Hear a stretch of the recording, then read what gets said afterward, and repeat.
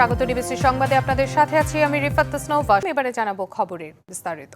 মাদকের বিরুদ্ধে অন্তর্বর্তী সরকার জিরো টলারেন্স নীতি নিয়েছে বলে জানিয়েছেন স্বরাষ্ট্র উপদেষ্টা জাহাঙ্গীর আলম চৌধুরী। বলেছেন, মাদকদ্রব্যের বিরুদ্ধে আইন শৃঙ্খলা রক্ষাকারী বাহিনীর কঠোর অভিযান অব্যাহত থাকবে। সকালে রাজধানী ওসমানী স্মৃতি মিলনায়তনে মাদকের অপব্যবহার এবং অবৈধ পাচার বিরোধী আন্তর্জাতিক দিবস উপলক্ষে আয়োজিত অনুষ্ঠানে এসব কথা বলেন স্বরাষ্ট্র উপদেষ্টা। মাদকের কারণে দেশের অর্থনীতি মারাত্মকভাবে ক্ষতিগ্রস্ত হচ্ছে জানিয়ে তিনি বলেন, শুধু আইন শৃঙ্খলা বাহিনীর মাধ্যমে মাদক নির্মূল সম্ভব নয়, সমাজের সবাইকে এগিয়ে আসতে হবে। মাদকাসক্তদের জন্য আলাদা কারাগার নির্মাণ করা হবে বলেও জানান তিনি।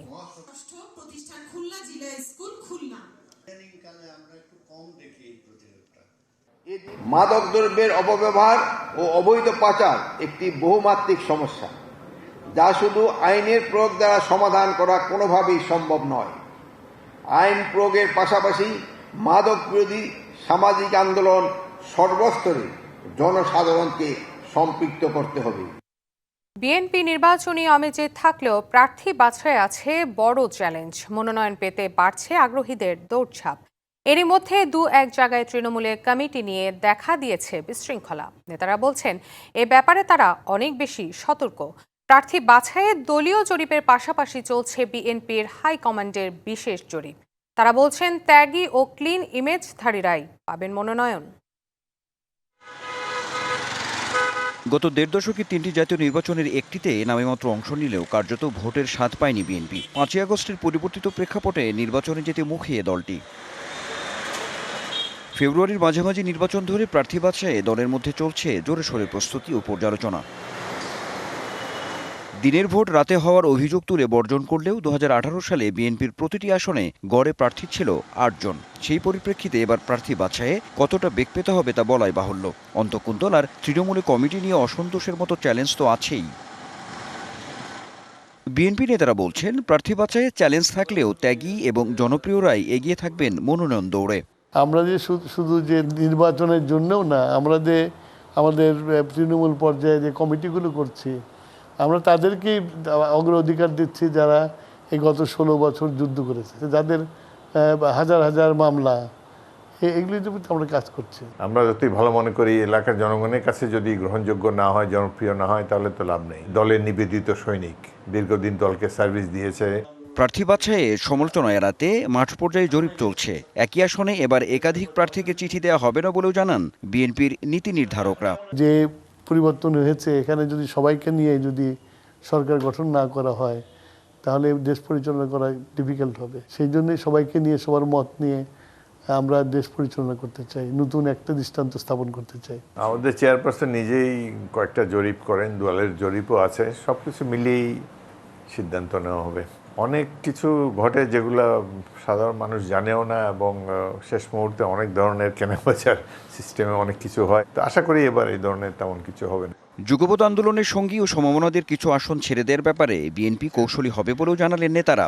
যারা আমাদের সাথে পথ চলেছি, আমরা আন্দোলন সংগ্রামে ভূমিকা আছে যাদের, তাদেরকেও সম্মানিত করা হবে।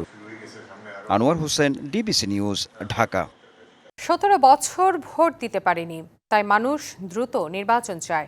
ভোট দিতে উন্মুখ হয়ে আছে তারা, এমন মন্তব্য করেছেন বিএনপি চেয়ারপারসন উপদেষ্টা আব্দুস সালাম। মাদক ও সন্ত্রাসমুক্ত সমাজ করতে দল মত নির্বিশেষে সবাইকে এগিয়ে আসার আহ্বান জানান তিনি। সকালে রাজধানীর মোহাম্মদপুরে মাদক, সন্ত্রাস, দুর্নীতি ও কিশোর গ্যাং প্রতিরোধে ইমাম সমাজের ভূমিকার শীর্ষক কর্মশালায় তিনি এসব কথা বলেন। সবার ঐক্যবদ্ধ প্রয়াসে কিশোর গ্যাং রোধ করা সম্ভব বলেও জানান তিনি। এ সময় যে কোনো অন্যায় অবিচারের বিরুদ্ধে সচেতনতায় ইমাম সমাজের সম্পৃক্ততা বাড়ানোর উপর গুরুত্ব দেন। আগামী দিনে অনুদান ঋণের বাইরে গিয়ে উন্নয়নের অংশীদার হতে চায় ইউরোপীয় ইউনিয়ন। সকালে বিএনপি চেয়ারপারসনের গুলশান কার্যালয়ে দলের সিনিয়র নেতা আমির খসরু মাহমুদ চৌধুরীর সাথে বৈঠকে কথা জানান ঢাকায় নিযুক্ত ইউরোপীয় ইউনিয়নের রাষ্ট্রদূত মাইকেল মিলার। বৈঠকে নানা বিষয়ে আলোচনা হয়।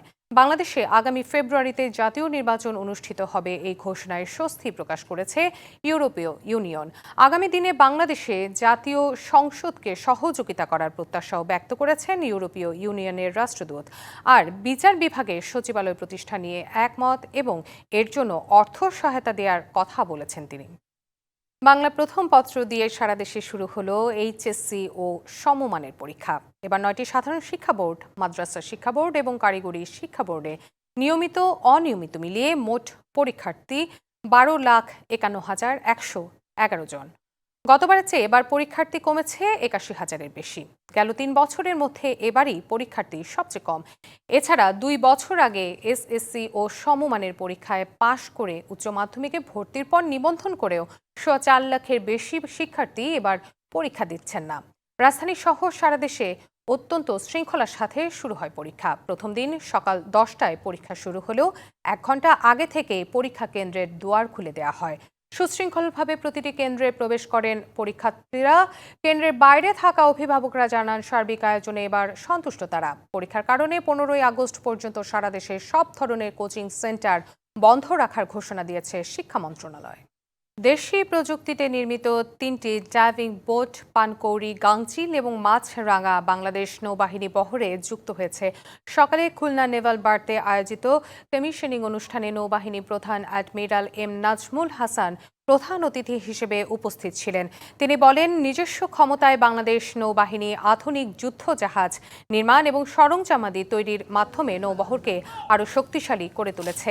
নতুন ডাইভিং বোটগুলোর প্রতিটির দৈর্ঘ্য প্রায় 39 মিটার আর প্রস্থ 9 মিটার। বোটগুলো ঘন্টায় সর্বোচ্চ 15 নটিক্যাল মাইল বেগে চলতে সক্ষম।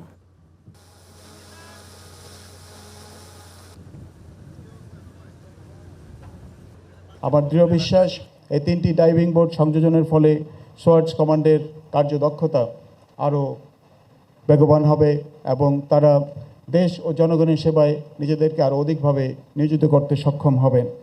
আগামী সপ্তাহে যুক্তরাষ্ট্র এবং ইরানের মধ্যে বৈঠক হতে যাচ্ছে বলে জানিয়েছেন ডোনাল্ড ট্রাম্প। বুধবার নেদারল্যান্ডসের হেগে ন্যাটো সম্মেলনের ফাঁকে সংবাদ সম্মেলনে তিনি আরও জানান, ইরান এবং ইসরায়েলের যুদ্ধের কারণে স্থগিত হওয়া সংলাপ আবারও শুরু হবে। তবে ইরানের সাথে আর কোনো আনুষ্ঠানিক চুক্তির প্রয়োজন নেই, কারণ ইরানের পারমাণবিক কর্মসূচি পুরোপুরি ধ্বংস হয়ে গেছে। ট্রাম্প বলেন, ইরান এখন যুদ্ধ শেষ করেছে, এছাড়া তাদের পারমাণবিক স্থাপনাও ধ্বংস হয়েছে। তাই চুক্তি হোক বা না হোক, তাতে আর কোনো কিছুই আসে যায় না। তবে প্রয়োজন হলে চুক্তি হতেও পারে বলে জানান তিনি।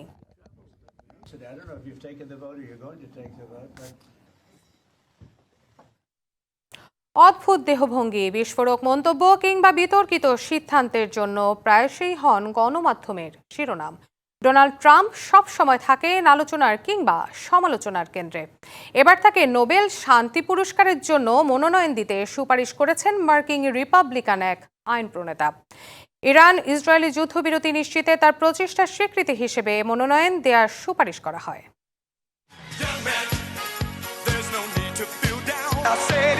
আসলে তিনি জাত ব্যবসায়ী। 2 বার মার্কিন প্রেসিডেন্টের মুকুট পরায় ব্যবসায়ী কখনো বনে যেতে চান খ্রিস্টানদের ধর্মগুরু পোপ, কখনো আবার ইচ্ছা পোষণ করেন শান্তিতে নোবেল জেতার।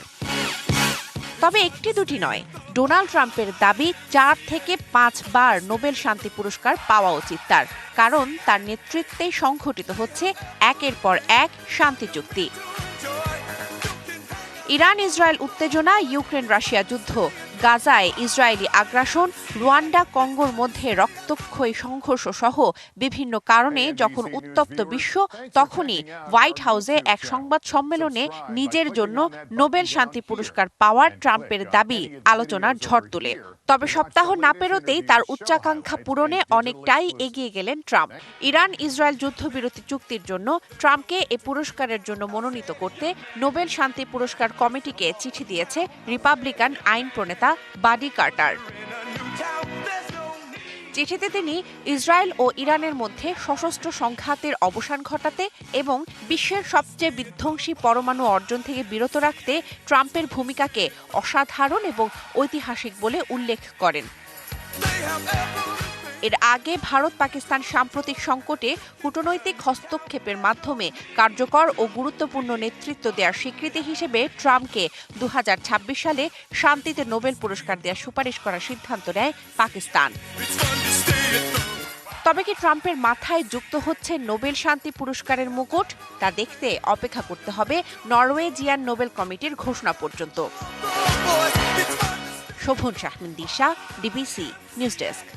ডিবিসি সংবাদ এই ছিল এখনকার মতো। ডিবিসি নিউজের সংবাদগুলো পড়তে ভিজিট করুন dbcnews.tv এবং ভিজিট করুন ডিবিসি নিউজের ফেসবুক পেজ এবং ইউটিউব চ্যানেলে। ডিবিসির সঙ্গেই থাকুন।